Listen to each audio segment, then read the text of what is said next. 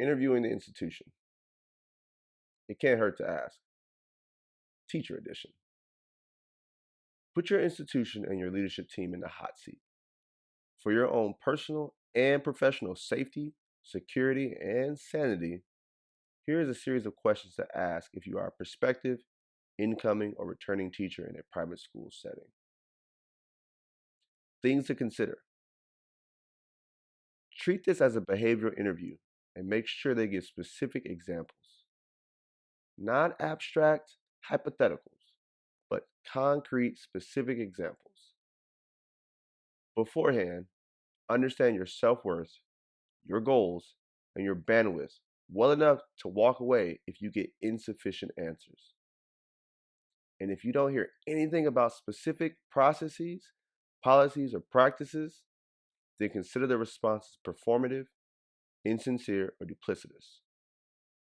Be strategic about when you ask these questions, how you ask these questions, and to whom you ask these questions.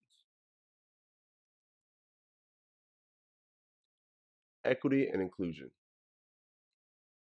Question: what does equity and inclusion look like on campus? I'm talking past, present, future. I know that DEI, aka diversity, equity, and inclusion, and sometimes B for belonging, are all the rage currently. I mean, you can check on LinkedIn, you can check on Twitter, DEI this, DEI that. And I'm just saying, people in the margins and people from the margins have been calling out and calling in these very institutions and their gatekeepers for years. Now, don't be naive. You are walking into a predominantly white space, a pre-established institution that has been there longer than you will ever imagine. I'm just saying that many of us know what it's like to be the token minority. Many of us know the diversity photo ops, the come and see my diverse employees pageantry and zoo experience. Hell, it's a weird feeling being socially visible and politically invisible simultaneously. Our tokenism is a testament to the school's performative allyship and exclusion most of the time. And I'm not saying the world revolves around minorities. Just like our students, we just want to be respected and valued for our gifts and contributions, not alienated for them. And no, don't fall for the, well, we do have a head of diversity. Nah, man. This just means to have some person of color playing both HR and principal. They're not the actual principal, but they're doing all the duties and responsibilities of a principal without much help from the actual admin team or the faculty, and without the higher pay of an actual principal. You know what, buddy? If you don't like it here, then just leave. This is our school. You don't have to be here if you don't want to. So don't come here with all your questions. We don't care about your black thoughts, your black questions. Kiss my behind. All right? If you want to be here, then be here. If you want to be here, you're going to follow our rules, okay? Don't come here asking questions. The audacity of these people. And we can't even call you coloreds anymore. We have to call you people of color. America's going down because of people like you. Whew. America is going to be hot at me. Sorry for that interruption. Back to our regularly scheduled program.